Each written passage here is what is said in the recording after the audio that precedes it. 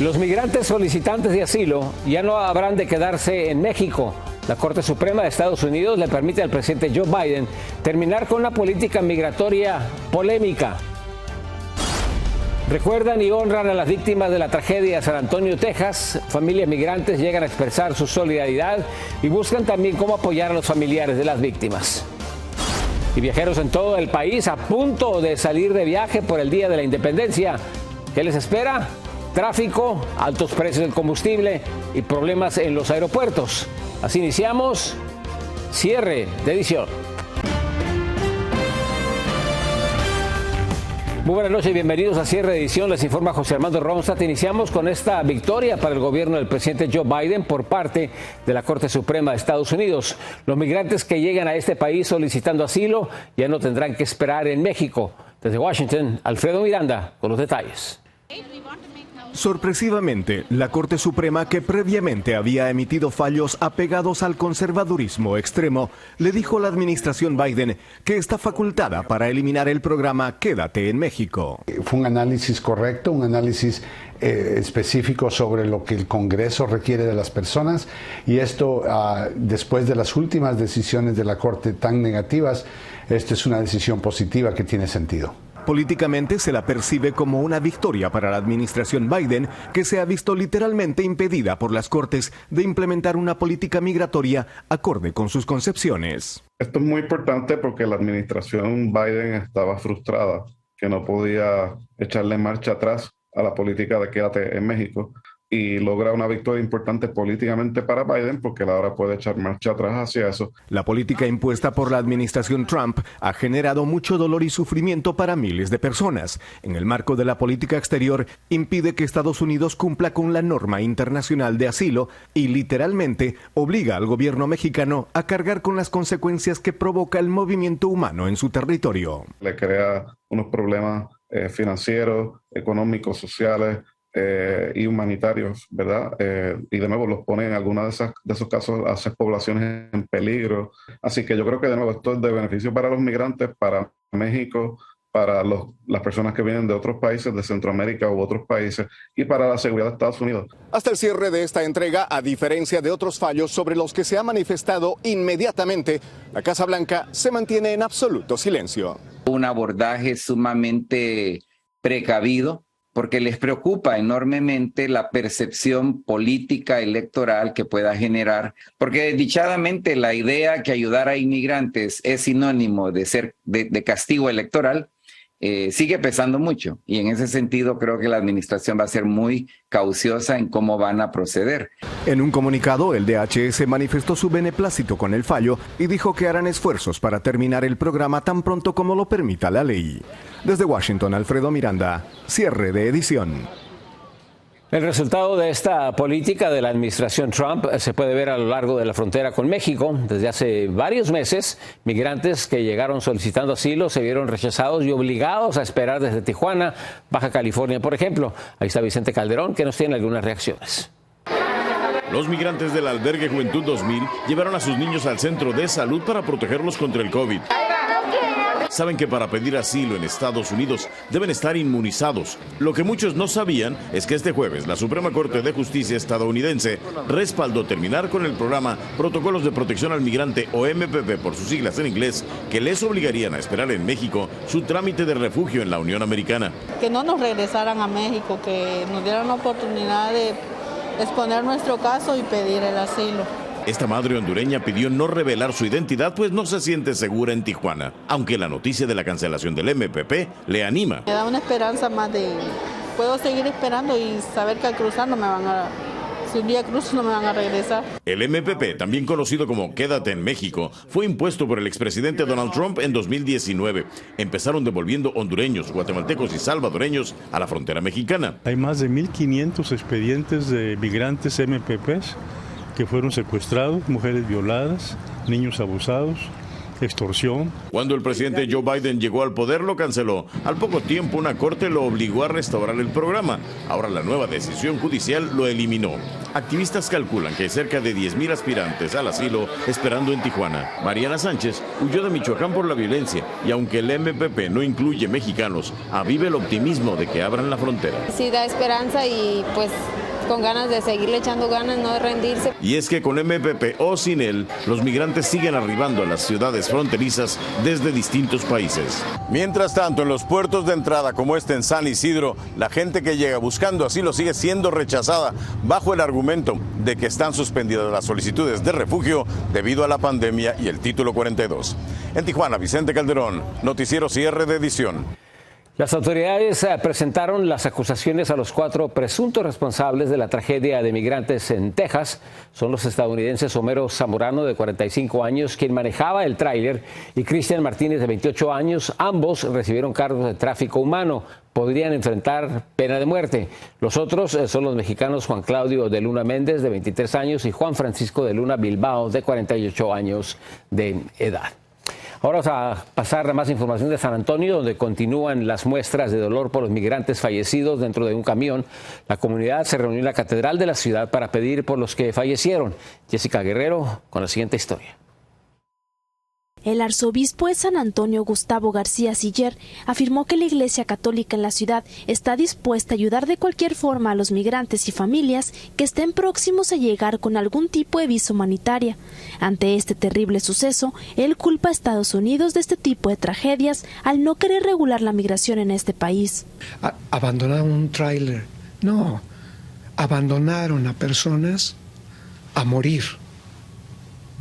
Es algo inhumano en cuanto a la migración a los Estados Unidos.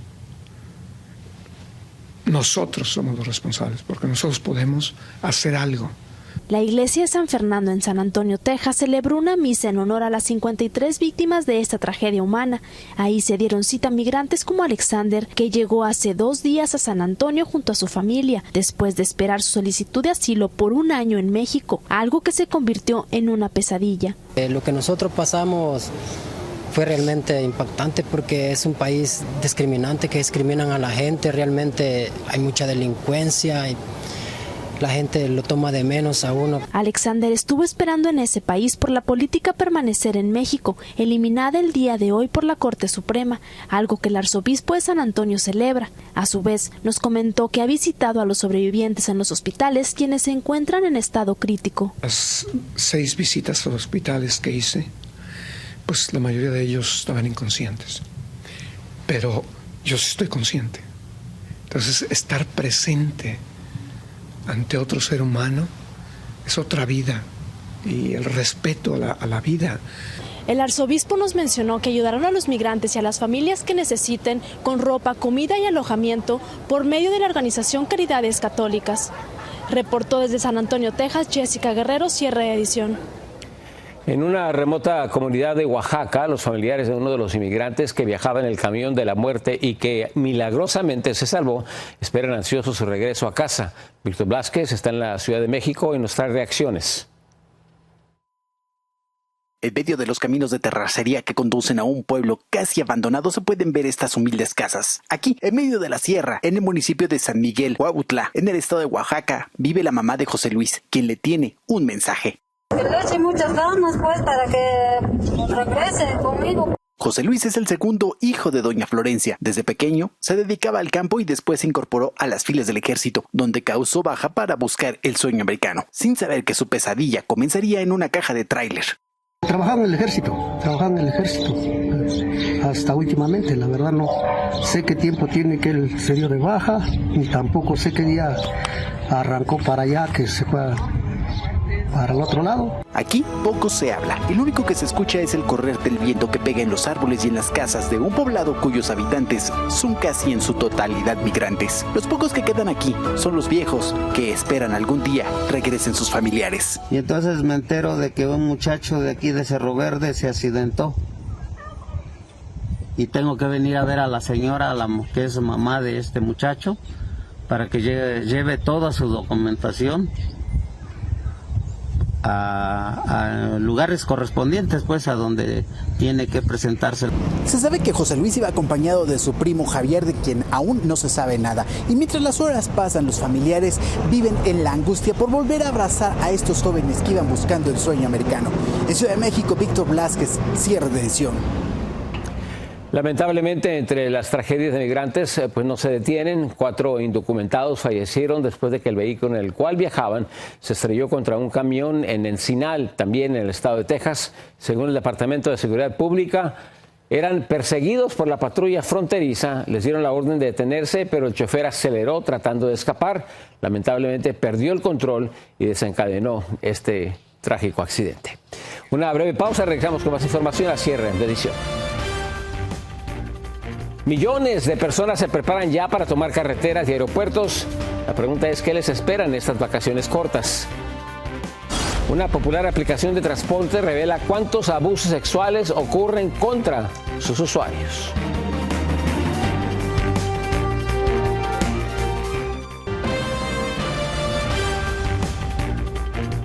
Ya se acerca el 4 de julio, Día de la Independencia en este país, y se pronostica que millones de estadounidenses van a viajar por tierra y por aire, por lo que este sería el fin de semana feriado más ocupado y también el más caro, Dayanis.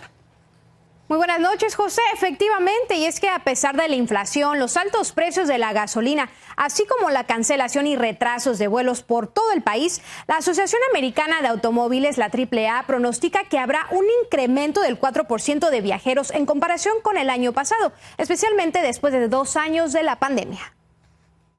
Estamos proyectando que 48 millones de personas en todo el país van a realizar algún tipo de viaje, ya sea por avión, en algún crucero o por las carreteras durante el día festivo de este 4 de julio. No obstante, se pronostica que un 88% de quienes viajen este fin de semana lo hagan por carretera, sin importar que los precios de la gasolina continúen incrementando a niveles históricos. Especialmente en estados como en Texas y en California vemos números históricos en cuanto al volumen de gente que va a estar viajando en las carreteras, y todo parece indicar que lo decidieron hacer de esta manera para no enfrentarse a esos retrasos, a esas cancelaciones de vuelos que hemos estado viendo durante las últimas 2 semanas. Por el momento, los precios promedios de la gasolina regular van desde un mínimo de $4.79 en Maryland hasta un máximo de $6.30 en California. El estado dorado tiene el combustible más caro del país. Y que busquen esas gasolineras con el precio de la gasolina más bajo, pero que también cambien sus hábitos a la hora de estar en las carreteras, que se aseguren de respetar los límites de velocidad, que no arranquen o frenen de manera abrupta, porque esto puede aumentar el consumo de la gasolina hasta en un 40%. Mientras tanto, se espera que unas 11 millones de personas viajen en avión entre jueves y lunes 4 de julio, sin importar que el costo promedio de un viaje redondo doméstico esté en $500. Luckily, we got plane tickets to go visit my family a little bit ago, so we don't have to worry about the gas prices because we got it before everything went up. Pero además del lujo que cuesta viajar en avión, los pasajeros se arriesgan a retrasos y cancelaciones, especialmente en medio de la falta de empleados y una huelga de pilotos de Delta. Pilotos que buscan mejoras en la protección salarial, jubilación y laboral, así como reducir las largas horas que trabajan. José, por ahora los expertos creen que el precio de la gasolina seguirá incrementando durante todo el mes de julio, por lo que ante la difícil situación económica que algunas familias enfrentan, pues para este 4 de julio definitivamente algunos se quedarán en casa para festejar este día.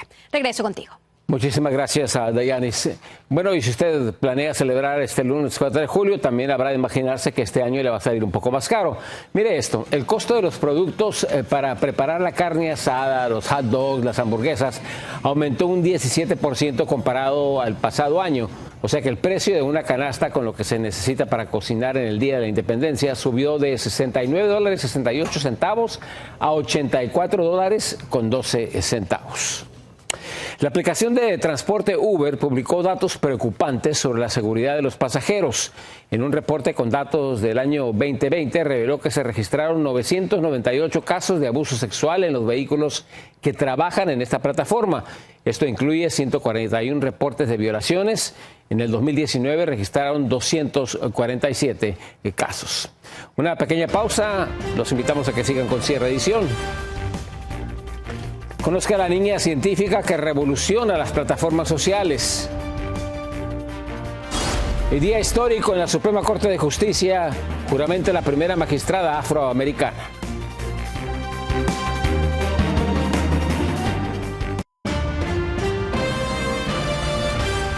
Este jueves se hizo historia en la Corte Suprema de los Estados Unidos, juramentó la primera juez afroamericana.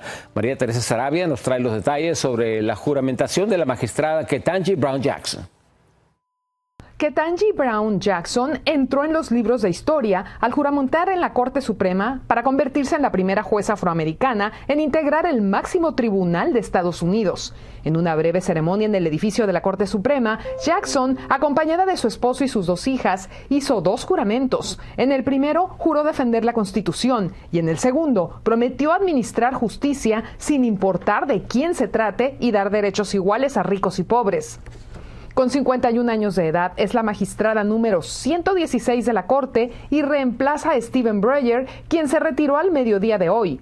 Ha sido juez federal desde 1993 y se une en la Corte Suprema a otras 3 mujeres, Sonia Sotomayor, Elena Kagan y Amy Coney Barrett. Es la primera vez que 4 mujeres sirven juntas en el tribunal compuesto por 9 miembros. La llegada de Jackson a la Corte Suprema comenzó a fraguarse en febrero pasado cuando el presidente Joe Biden la nominó al anunciar Stephen Breyer su retiro al fin del término de la Corte y a principios de abril.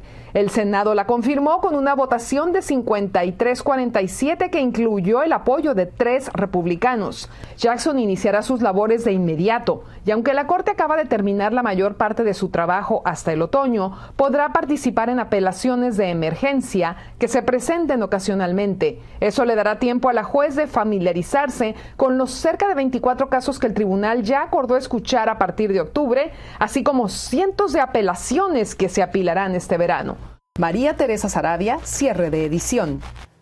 Las violentas protestas en el Ecuador, que causaron por lo menos 8 muertos en 15 días, llegaron a su fin.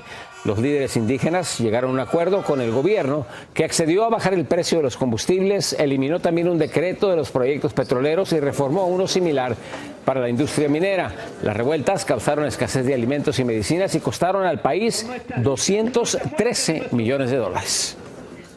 Y una niña se ha convertido en una verdadera celebridad en YouTube. Se hace llamar Super Toña. Su poder, educar a otros niños en el campo de la ciencia.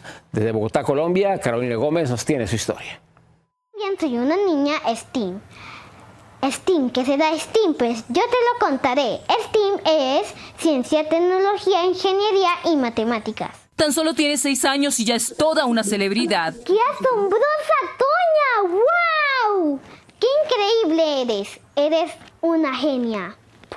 Eso le dicen sus amigos a María Antonia, o Super Toña, como se hace llamar esta youtuber, que desde los 3 años comenzó a apasionarse por la ciencia, luego de que aprendió a leer, a escribir y a multiplicar de manera acelerada. Ciencia con Super Toña nació una niña curiosa, amante por la ciencia, que me hacía muchas preguntas desde los 3 años. Por ejemplo, mami, ¿por qué el sol no nos quema? Y ahí me tocó a mí empezar a investigar. Madre e hija se dieron cuenta de que aprender sobre ciencia era muy fácil, y más si se hacía jugando. Y un día decidieron compartir sus divertidas jornadas de experimentos en la red. Me encanta enseñarles a todos los niños del mundo cómo es de divertida y maravillosa la ciencia a través de los experimentos caseros. La idea es que cualquier persona, independientemente de los recursos que tenga, si tiene tiempo o no tiene tiempo, que con algo sencillo pueda hacer un experimento. Ciencia con Super Toña lleva un poco más de 10 meses al aire y ha logrado unir a la familia alrededor de los videos, y su nombre se debe a los poderes que María Antonia logró luego de una compleja cirugía cuando tenía tan solo 6 meses de edad. Como tenía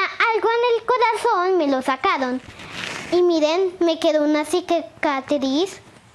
Es por eso que soy Super Toña. Toña nació con un problemita congénito, con una cardiopatía, entonces a raíz de esa cardiopatía, Toña se operaba el corazón desde los 6 meses de vida. Cuando ella empezó a investigarnos, mamá, ¿yo por qué tengo esto y tú no, ni papá? Entonces yo le decía, mi amor, esa cicatriz es de una superheroína, tú tienes superpoderes. Con la misma determinación que ha caracterizado a Toña, dice que quiere ser astronauta o científica analítica y sueña con trabajar en la NASA. Mientras tanto, sus padres afirman que la acompañarán y apoyarán hasta en las más osadas aventuras de vida.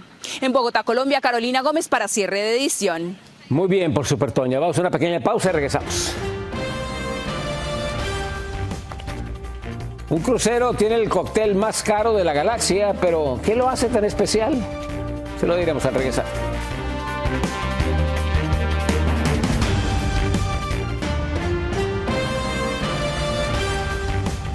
Un hombre que acampaba en Japón se llevó la sorpresa de su vida mientras estaba acampando. Escuchó que alguien hacía ruiditos fuera de su tienda de campaña y cuando salió a ver lo que vio, lo que sucedía. Encontró un cangrejo armado con un cuchillo en sus tenazas. Inmediatamente procedió a desarmarlo, según él. Mientras lo grababa, bromeó diciendo, creo que planeaba hacer algo con el arma y tengo suerte de estar en vivo. ¡Qué barbaridad! Y la compañía Disney presentó su nuevo crucero, el que habrá de zarpar en su primer viaje desde Puerto Cañaveral, en la Florida, el 14 de julio. El enorme barco se llama Disney Wish, albergará unos 4,000 pasajeros, pero una de las grandes novedades es que tendrán un cóctel con el precio más caro del mundo. Son cócteles personalizados de Star Wars y van a costar $5,000. ¡Wow! Buenas noches, gracias por acompañarnos. Esperamos contar con su sintonía el día de mañana. Yo soy José Armando Ronstadt.